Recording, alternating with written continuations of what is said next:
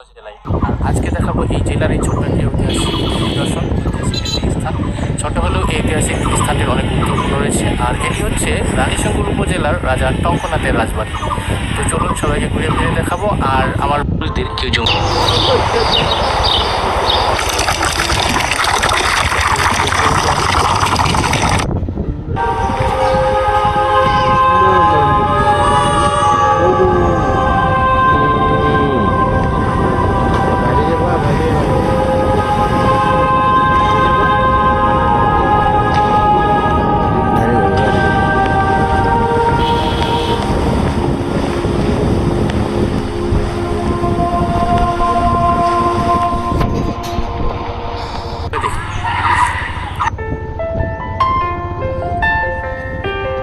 রাজা টঙ্কনাথ চৌধুরী ইংরেজ শাসনামলে বর্তমান বাংলাদেশের ঠাকুরগাঁও জেলার রানীশঙ্কর উপজেলা অবস্থিত মালদোয়ার পরগনার একজন জমিদার ছিলেন। রাজা টঙ্কনাথের পূর্বপুরুষদের কেউ জমিদার ছিলেন না।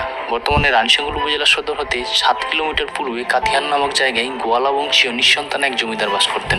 সেই জমিদারের মন্দিরে সেবায়িত হিসেবে কাজ করতেন টঙ্কনাথের পিতা বুদ্ধিনাথ। গোয়ালা জমিদার ভারতের কাশি যাওয়ার সময় তাম্রপাতে তড়ির করে যান যে তিনি ফিরে না এলে মন্দিরের সেবায়িত বুদ্ধিনাথ জমিদারের মালিক হবেন।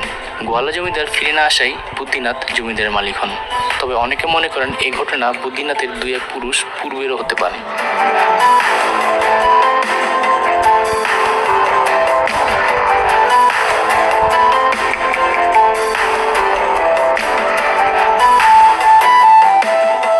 বুদ্ধিনাথের 3 ছেলে, রামনাথ, টঙ্কনাথ ও গৌরাঙ্গনাথ।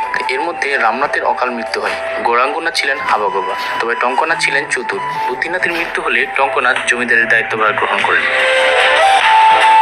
টঙ্কনাথের স্ত্রী রানী শঙ্করী দেবীর নাম অনুসারে মালদোয়ার স্ট্রিটের নামকরণ করা হয় রানীশঙ্কৈল, যার কারণে বর্তমানে উপজেলা ও উপজেলা সদরটি রানীশঙ্কৈল নামে অভিহিত।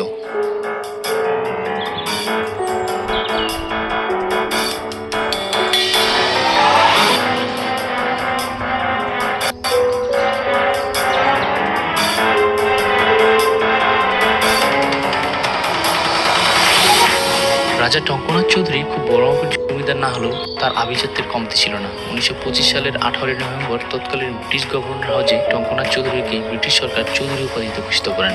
কথিত আছে টঙ্কনাথের আমন্ত্রণে তৎকালীন বড়লাট এবং দিনাজপুরের মহারাজা গিরিজানাথ রায় রানীশঙ্কলে এলে আমন্ত্রিত অতিথিবৃন্দকে টাকার নোট পুড়িয়ে রীতিমতো রাজকীয় অভ্যর্থনা ও আপ্যায়ন করান এবং বিপুল পরিমাণ স্বর্ণালঙ্কার উপহার দেন।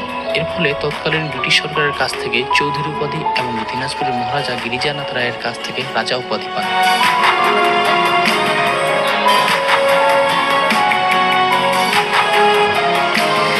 বর্তমান রাজবাড়িটির ভঙ্গুর অবস্থা হলেও এর নির্মাণ শৈলী অতি নিপুণ। 19 শতাব্দীর শেষ ভাগে রাজবাড়িটি নির্মিত হয়। রাজা টঙ্কনাথের পিতা বুদ্ধিনাথের আমলেই রাজবাড়ি নির্মাণ কাজ শুরু হয়। বুদ্ধিনাথের মৃত্যুর পরে রাজা